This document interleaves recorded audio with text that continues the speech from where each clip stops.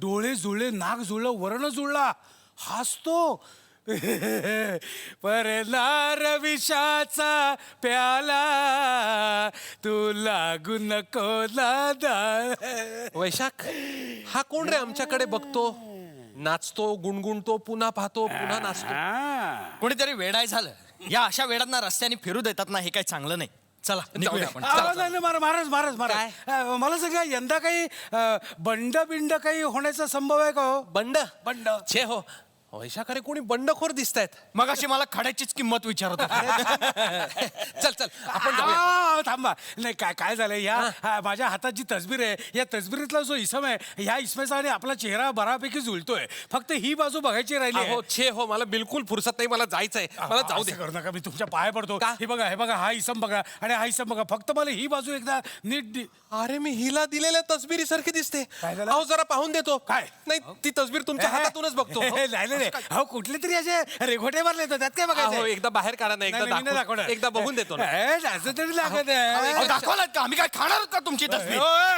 एवढं काय आवडलं झालं? एका तस्वीरीसाठी काय एवढं? अरे उंच आहेत माझ्यापेक्षा, म्हणून काय उंच आवाजात तोडाल काय? काय दाखवणार? अहो, असं काय करताय? काय अहो, दाखवणार? महाराज, गोष्ट आहे हो. अहो, असं नका महाशय करू. महाशय, अहो एका तस्वीरीसाठी काय एवढं भांडताय? करहा करी धरिला शुभांगी, करहा करी धरिला शुभांगी, करहा करी धरिला, करहा करी धरिला शुभांगी. सुदिनी रमाकांता समोरी, सुदिनी रमाकांता समोरी, करहा करी धरिला शुभांगी, करहा करी धरिला.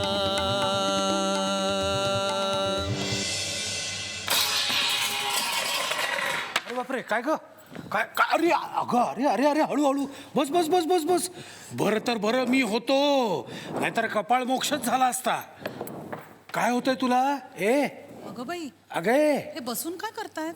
ए बाई, तो त्यांच्या खांद्यावर हात कुणाचा? काय बाई, हे पुरुष निलाजरे तरी घर दिवसा वाटेवर, घरासमोर. अगं काय ग, काय घाम मारायचा का काय? हा? देवा, हे पाण्यापेक्षा मला आंधळी का नाही केलीस? बिछाण्यात झोपताना कधी माझे पाय उघडे पडले तर ते सुद्धा कधी दुलईनं झाकले नाहीत. आणि या सटवीचा घाम पुसायला, तिचं ओझं अंगावर घ्यायला लाज नाही वाटत? अगं ठीकच आहे, घरचीच ते मिठवणी आणि बाहेरचीच ते मिठ्ठा पाणी. काय ग, कोण तू काय हवंय तुला? म्हणजे काय नाव काय तुझं? कुठे राहतेस? माझं घर ते तिकडे मंगळवाड्यात. हा, मी मघा नायकिणीची मुलगी रेवती. असं होय. बर. अहो, आज सोमवार म्हणून सकाळीच अंग धुतलं, कार्तिकनाथाला गेले, दर्शन घेतलं आणि परतत होते हो. बर. त्यात आज हे सकाळचं ऊन दुपार सारखंच पडलंय नाही का? अचानक भोवळच आली हो. हो ना. पण आपण जवळ होतात म्हणून बरं झालं. हा, अशा प्रसंगी मी असतो. शाकुंतल अशा पात्रांची प्रणय कथा ज्याला नंतर दुःख भोगावी लागली. सम्राट दुष्यंत. ओ, तर ही ती कण्वांची मुलगी शकुंतला. खरंच या सुकोमल मुलीला आश्रमात अशा कामाला लावून कण्वांनी फार बुद्धीचं तेज दाखवलं असं नाही म्हणता येणार. नैसर्गिक दृष्ट्या सुंदर असणारे शरीर तापसी साधनेला लागावं असं त्यांना वाटणं हे निस्संदेह एखाद्या निळ्या कमळाच्या पाकळ्यांमधून धोत्र्याच्या फुलाची निर्मिती करण्याची इच्छा बाळगण्यासारखं आहे. हेच ते शाकुंतल ना? हा. नाही, हा? अभिज्ञान शाकुंतल. अहो तेच होते. अरे यांच्या शाकुंतलचं नाही काय, अभिज्ञान शाकुंतलचं एक मराठीतलं ॲव्हरेज भाषांतर होतं आमच्या घरी मी लहान असताना. तर त्यातली ही पहिली 20-25 पानं मी पुन्हा वाचायचो. हो, पुन्हा तेवढीच का? त्या पुस्तकात तुम्हाला सांगतो, असं साईडच्या पानावर एक इलस्ट्रेशन होतं, असं दुष्यंताचा ओव्हर द शोल्डर शॉट असावं तसं. तर ते सगळं पाहून वाचून मी वयात आलो. कवी कुलगुरू कालिदासांशी ओळख व्हावी ती अशी ही खरी योग्य दाद आहे हो तुमच्या नाटकाला. नाही मित्रा सिद्धार्थ आहे बघ, तुझी नाटकं कशी आहेत मला माहिती नाही, पण यांचं अगदी सुयोग्य मूल्यमापन केलेलं आहे. नाही हो काय तुम्ही यांचं मृच्छकटिक नाही वाचलंच वाटतं. अरे त्यात तर वसंत सेना नामक गणिकाच आहे आणि त्या चारू दत्त आणि वसंत सेना पावसात एकमेकांना मिठीच मारतात. नुसत्या शाब्दिक शृंगार वर्णनांचा भोंदूपणा मी कधीच केला नाही. आणि तसा तो करणारी पात्र म्हणजे आचार्य, राजे, ऋषी, कन्या ही असली पात्रच माझ्या नाटकात कधी नसत. ही असली पात्र घ्यायची, मग नाट्यशास्त्राच्या संकेतानुसार त्यांना चांगलं चांगलं वागणारी दाखवत बसायचं. अरे मूळ महाभारतात सुद्धा दुष्यंत जेव्हा नंतर दिवस गेलेल्या शकुंतलेला ओळख देत नाही तेव्हा सरळ तो खोटा बोलतो असं दाखवलेलं आहे. आणि तुझ्या नाटकात काय माझ्या नाटकात काय काय तुझा दुष्यंत नायक, तू खोटं कसं बोलेल?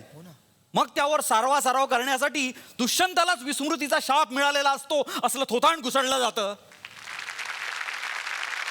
आता या मंचावरती मी आमंत्रित करणार आहे नाटक आषाढ बारचे निर्माते आणि आविष्कार या संस्थेचे सर्वे सर्वा असणारे निर्माते अरुण काकडे यांना.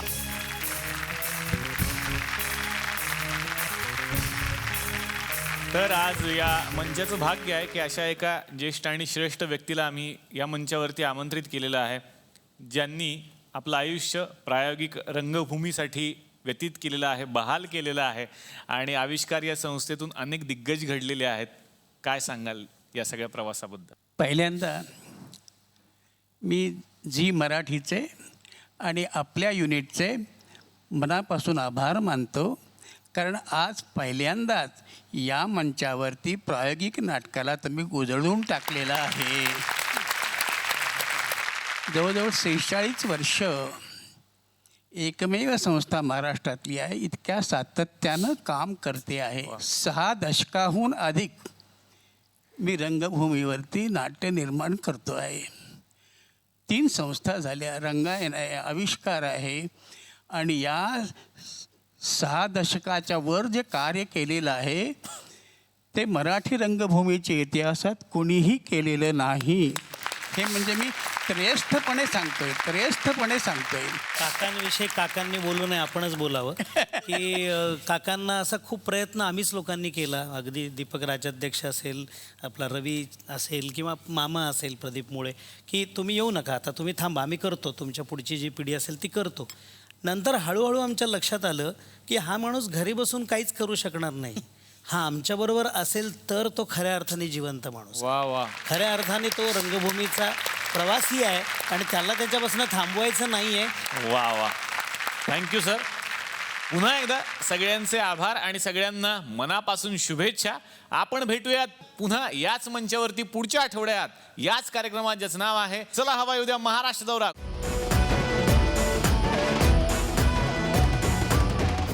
मी मराठी, झी मराठी.